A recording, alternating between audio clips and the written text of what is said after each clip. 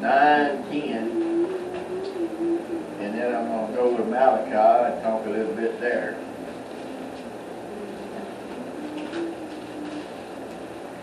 Second Corinthians 9:10.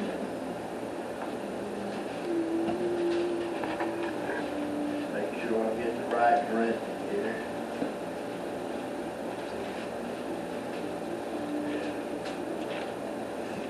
Second Corinthians 9:10 says, "Now he that he that supplies seed to the sower and supplies bread to he that supplies seed to the sower and bread and supplies bread for your food, and multiply your seed sown, and increase the fruit of your righteousness." Now I want to read that out of the Amplified. That's the King James. Amplified says, "God who provides seed for the sower and bread for eating, will he also provide and multiply your resource for sowing and increase the fruits of your righteousness, which manifests itself in active goodness, kindness, and charity." Wow, amen. And what that's saying is, he gives seed to the sower, and he multiplies that seed that is sown. You know, when you put a seed in the ground, you put one seed in the ground, and that seed produces multiple. You put one kernel of corn in the ground, and that one kernel of corn will provide thousands of kernels of corn, hundreds at least. You know, a couple of ears of corn that one seed will provide. Amen. Amen. You know, I remember, I was thinking about this morning, and I remember every year we would plant potatoes when I was growing up. My daddy loved potatoes. And every year we would plant at least 100-pound sack of seed potatoes. And out of that 100 pounds, we would get 2,000 to 3,000 pounds of potatoes. Wow. That's what multiplying your seed is. Yeah. And that's what God does. He multiplies your seed. And he gives seed to the sower. But if you're not a sower, Hey. why would he even give you any seed? Amen. Yeah. You've got to be a sower. And a lot of people say, "Well, I ain't got nothing to sow." Well, you need to take what little bit you got and start sowing it and see if he won't give you a little bit more. That's right. Because you're not going to get more until you start planting what you got in the ground. Okay, that's the word. And you need to find some good ground to give to. And I know where some good ground is. Yeah. There's good ministries to give into. There's good ministries here. We have missions ministries here. Right. And we have benevolence ministry, and we have Tabitha's Boutique, and we have the Deacon's Table. You know, now Tabitha's Boutique is full. It's running over. If you want to give into Tabitha's Boutique now, give finances. Yeah. As far as clothes and stuff, we're running over. But we do need finances to get some buildings and stuff situated out here to where we can coordinate that. Amen. Yeah. That's a good ministry to give into. That's a good place to plant some seed Amen. that will produce for you. If you want to give, that's a good place to start giving, is there. That's just here in BWC. You know, Katie and I, we've decided we're going to invest a lot of our seed here at BWC. And we've got other places that we plant seed, that we decided to plant seed in, and we're going to connect with some ministries that we want to connect with, and let that anointing flow upon us. Amen. You know, and I'm not going to call them names because, you know, you seek out ministries that you want to bless and you want to plant and you want to put seed in. Amen. But, you know, BWC is a good place. I believe it's a good place to put down some seed for growing. And then let's turn over to Malachi. Y'all know this verse, 3:10 and 12. 12, and I read it this morning, and something kind of just jumped out at me that I've never gotten before. Wow. I love it when we read a verse 1,000 times, but 1,001 times later, you see something you ain't never seen Right. before. That's You right. could say Malachi 3:10 in your sleep, but now here it is, something new. It says, "Bring ye all the tithe into the storehouse, that there may be meat in my house, and prove me now herewith, saith the Lord of hosts, if I will not open you the windows of heaven, and pour you out a blessing, that there shall not be room enough to receive. And I will rebuke the devourer for your sake, and he shall not destroy the fruits of your ground, neither shall your vine cast her fruit before the time in the field, saith the Lord of hosts." Now listen to this. "And all nations shall call you blessed, Hey. for ye shall be a delightsome land, saith the Lord of hosts." Hallelujah. Now, that verse right there is what jumped out at me. Amen. "And all nations shall call you blessed, for ye shall be a delightsome land."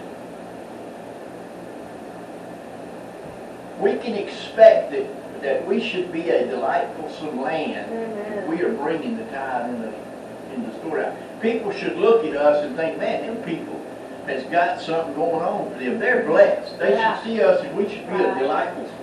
Right. Amen. Amen? Yeah. Amen. And you know, I know Pastor Katie taught on tithe about a year ago. Yeah. And we had decided, you know, that, and a lot of people, this is where they miss it.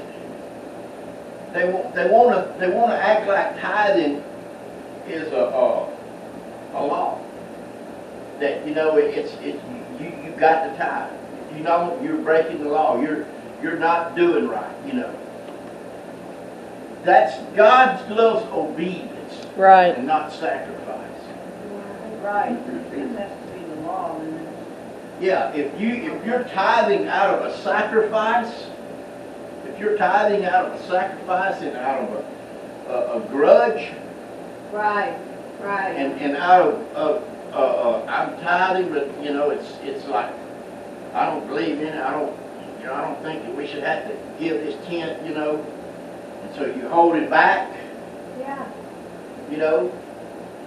And she also covered that if you owe more money than what, you know, if you owe $1,000 and your tithe is $100, or you made $1,000 and your tithe is $100, and you, out of that $1,000, you don't have enough to pay everybody you're paying, you really need to only pay $25 tithe because you owe all of this other.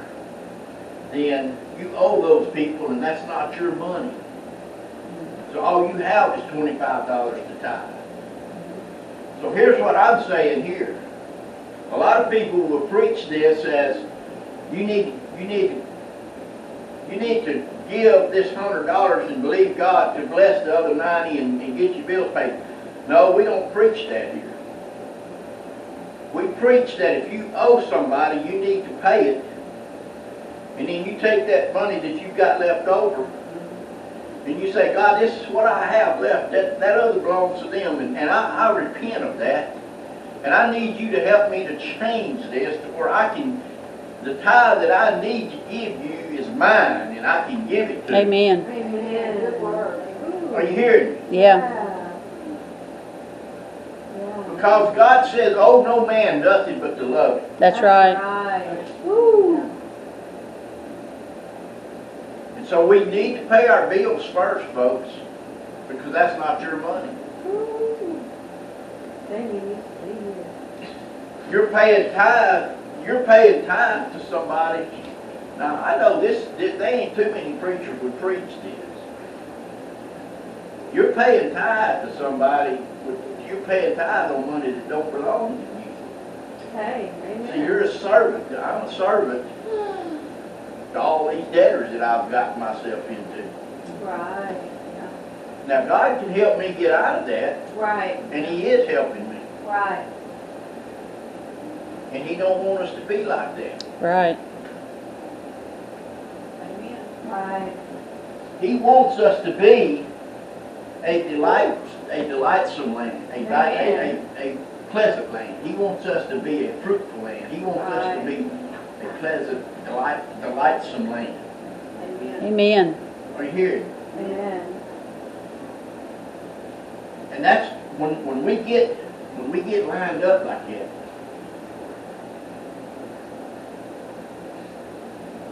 But now, when you get in faith with this, God's going to change things for you. Amen. Well, Because He said, bring you the tithe into the storehouse that they may be meat in my house. He wants us to be able to pay the bills here. Yeah. When that says pay to be meat in my house, that means that the bills got to be paid here. The electric bill, the water bill, the whatever bill it is, and she knows what they are. I know. She takes care of all that. Are y'all hearing me this morning? But we need to get ourselves to work. We need to get ourselves to work. If we make $1,000 and our tithe is $100, we need to have ourselves to where that $100 is God's. amen. And it don't belong to somebody else. Are you hearing? Yeah, get us free from debt. Give us and give you all of your own, God. See, you don't have no choice about paying Uncle Sam. Right, They take it from you. right. But God gives us the option to be good stewards of what He's provided for us. And so if we're mishandling His money and not leaving it to where we have enough to keep His tithe in the clear, then we need to repent of that. Amen. That's what we need to do. We need to repent of that. Say, Father, I repent. And help me to change this to where I can get your tithe in the clear. Amen. That I can get your tithe in the clear, that I can bring your tithe, and it's not coming out of that man's money. Is that making sense to y'all? Yeah. Good word. It does to me. Ooh, yeah. We have an emergency.